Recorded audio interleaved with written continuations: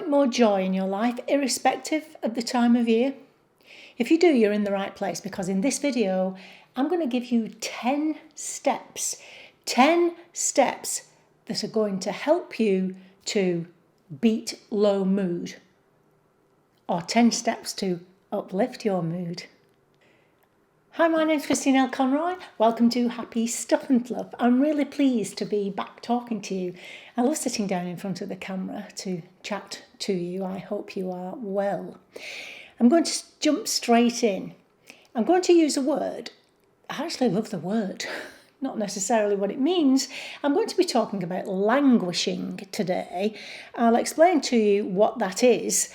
And then I'm going to give you 10 steps, 10 simple but very powerful and effective steps, and stay to the end, because the ones at the end are really kicking ass steps.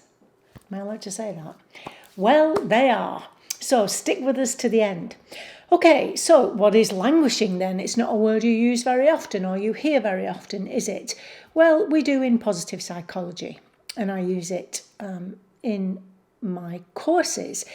It's a term coined by psychologist Corey Keyes. Now, languishing is not a mental illness. In fact, it's a part of human condition. We all feel languishing or languish at some point.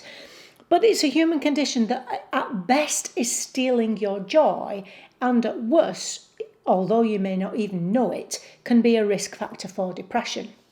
So where you may just be feeling a little bit down at the moment, we need to uplift your mood straight away before it goes to the downward spiral that we talk about all the time on this channel. Okay, so let's jump straight in. What is languishing? Well, broadly speaking, we can break down your mental health into 3 different states, at least according to the language that we're using today. And they are these. So have a look at these. I love this analogy using the flowers. So to be flourishing, which is what we're aiming for on Happy Stuff and Fluff, you need to be high on well-being and low on mental illness. So this means that you are thriving. You're having a great life. You do have downs, of course you do, but you're able to deal with them. And in general, you're flourishing. And then in the middle, we have languishing. I'm going to come back to that in a second. But we also have floundering, which is low well-being and high mental illness. Now, this is not my area of expertise.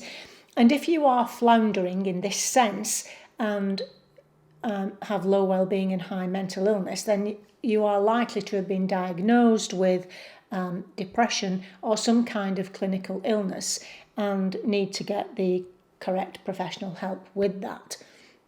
My area is the one in the middle, the languishing. So this is where someone is low on well-being and low on mental illness.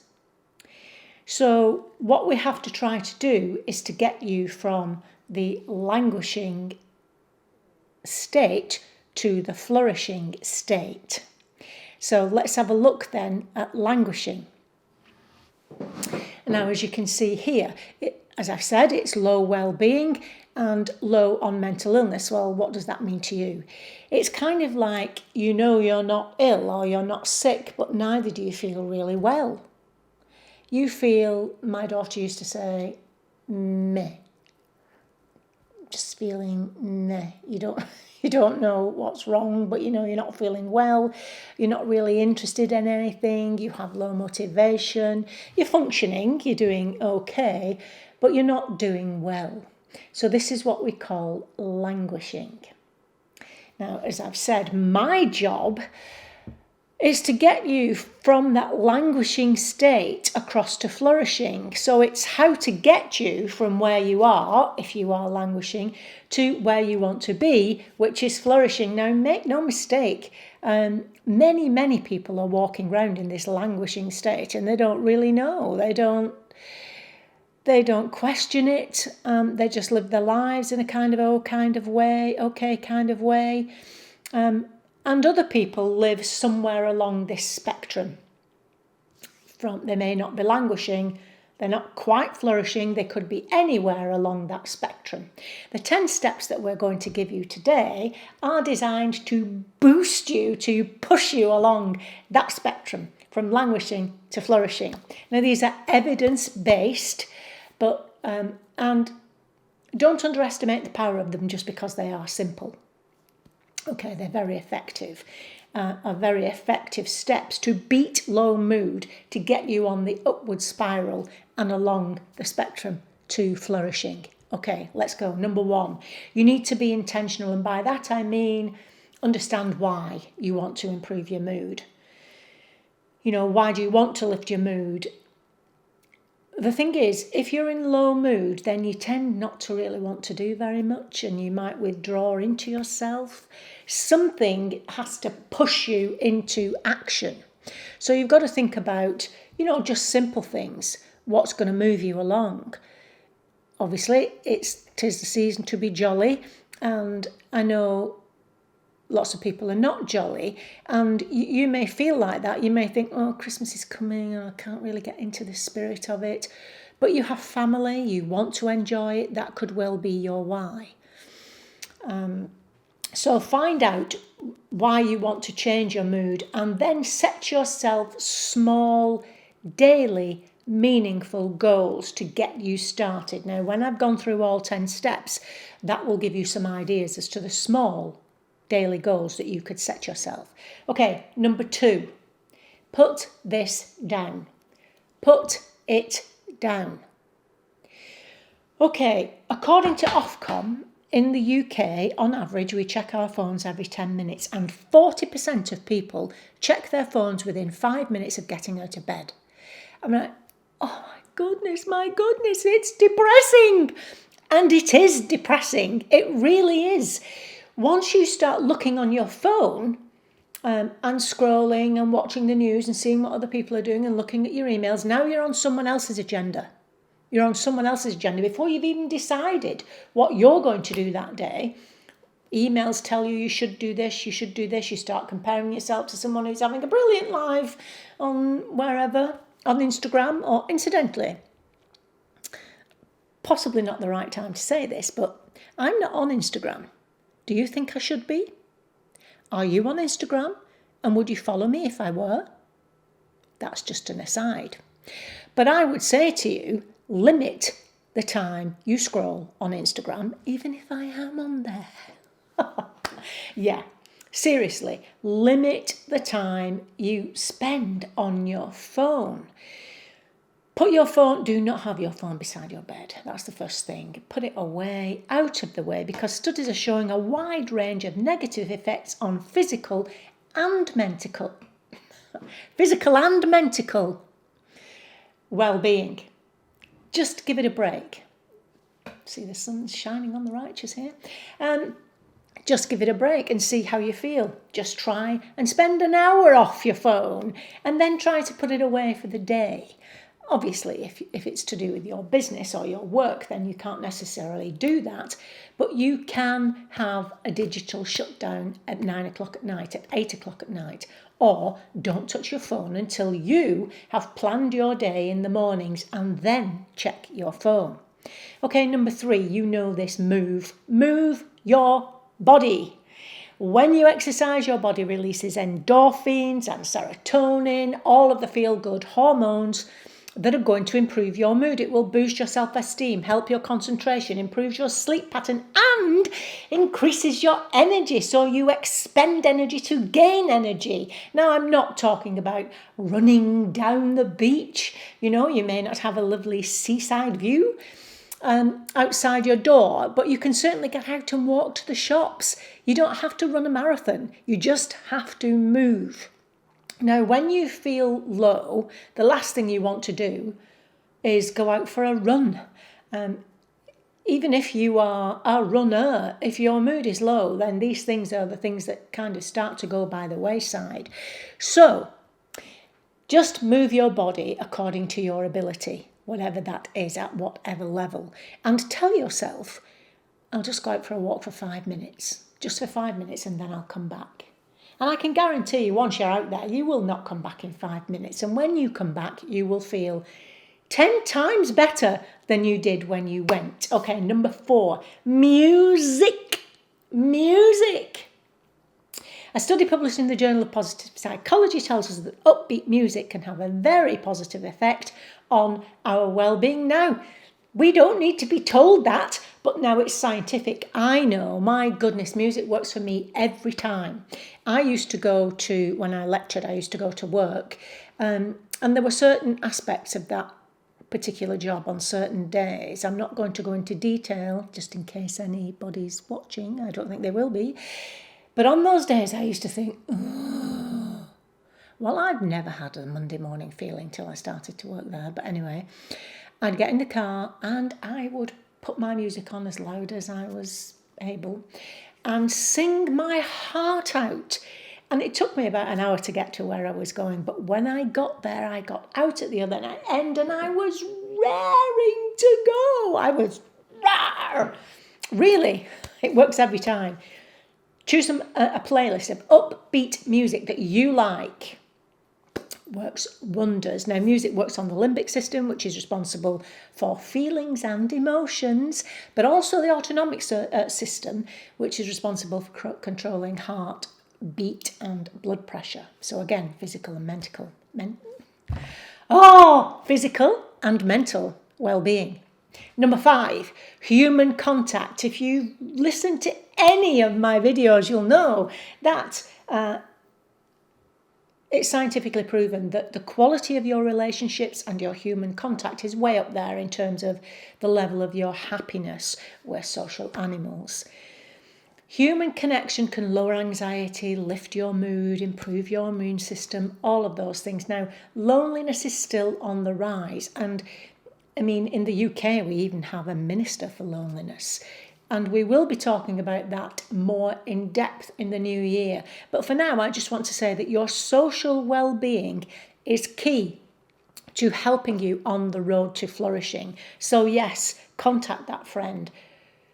Now's the time to pick up your phone and speak to your friend. Don't text. When you go out for that walk, say good morning to someone. Just those little bits of human contact can make a difference. Number 6, help. Again, positive psychology tells us that the quickest way to feel better is to go out and help someone else. Now, it doesn't have to be anything major. Just go out and smile at someone. And if you don't feel like smiling, watch the last video. Watch the last video about smiling. I'll leave it down below. I'll leave the link down below. Smile at someone and make their day. It's amazing how many people smile back at you. Hold the door open for someone. Just go out and be kind to people, to someone in a small way. It will really make you feel better. And of course, volunteering would be even better. Number 7, dig for pleasure. Dig for pleasure. This comes in 2 parts. First of all, to get you in the mood for digging for pleasure, think about what gives you pleasure and do more of it. Now, I have a list of 10 things. I've talked about it before. You need to make a list of 10 small things that give you pleasure. On my list is, I'm sure I should confess this to you new subscribers. You're going to think there's something wrong with me, but dry stone walls. Dry stone walls give me pleasure. People know this, hence the little gift. Just this last weekend, Mr. Kitchen and I went to the Peak District it's in the centre of England, I guess. Fabulous scenery, uphill, down dale, stone walls everywhere, and I was in my element. Now, yes, I know it's a little bit odd, but I'm doing me, and you do you. Doesn't matter what people think. If it gives you pleasure, then do it. The other thing that gives me pleasure is white flowers. I love white flowers. Now I want to show you something. Oh my goodness, I am so excited. Just look at this. So yes, these are paper whites. Now, I planted these bulbs, I would say, possibly 2 weeks ago. And look at them now. And I've got white flowers. I've got paper whites. Oh, I'm so excited about this. Would you believe that how old am I? 35. and and I've never grown anything from a bulb before. That really gave me excitement. I shall come back to them in a second. But yeah, so those are things that give me pleasure. Now, those are the small things. Now, then I want you to do things, activities that put you in the zone, or flow, as we call it in positive psychology. So I know that if you are in this languishing state, then the things that you used to enjoy, you may not enjoy doing anymore. Come up with something else.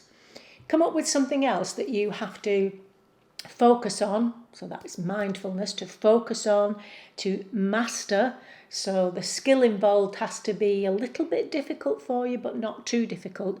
But this thing has to be something that takes you out of time and space. You know, if you're a gardener and you go outside and come in and you say, oh my goodness, it's like 4 o'clock and I've been out there for 4 hours. You lost track of time. That's flow. And this is essential. This is the next 4, I would say, are the real biggies in terms of helping you to lift your mood, things to work towards. If these are helping you so far, please consider subscribing and give me a thumbs up. As I say, if any of this is giving you any help, that would be great. Okay, so that was number 7, dig for pleasure. Number 8 is to, may not be a popular one this, limit your sugar intake and limit your alcohol intake. Now, in terms of sugar, I've talked about it in a video which I'll leave down below, the link to that.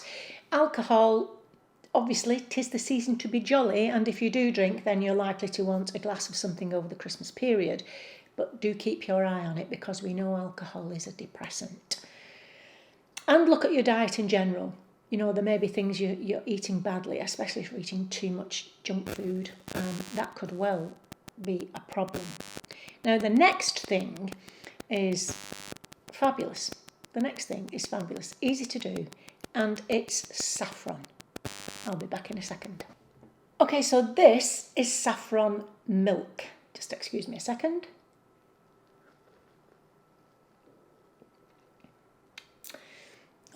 It's really quite nice. So all I've done here is taken a few strands of saffron and infused it in the milk, warmed it up in a pan, not boiled, until the saffron, actually you can see obviously it's infused into the milk because the milk changes colour.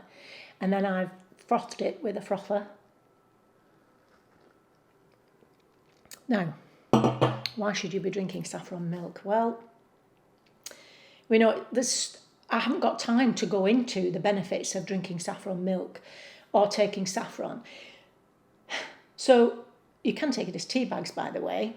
We know it's an anti-inflammatory. We know it helps against disease. There's lots of physical, benefits for taking it. But it has been proved to be the sunshine spice. So if vitamin D is the sunshine vitamin, then the saffron is the sunshine spice, not because of its colour, but because it's been proven to lift your mood.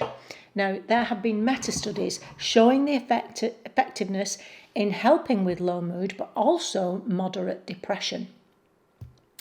I'll leave a link to some down below, tea bags. There's some tea bags that you can take, but this is quite nice and easy to do. Now, saffron is not a cheap spice, but you only need a few strands. You only need a few strands. You know, it's not going to cost you as much per glass as a coffee from Starbucks would, let's put it that way.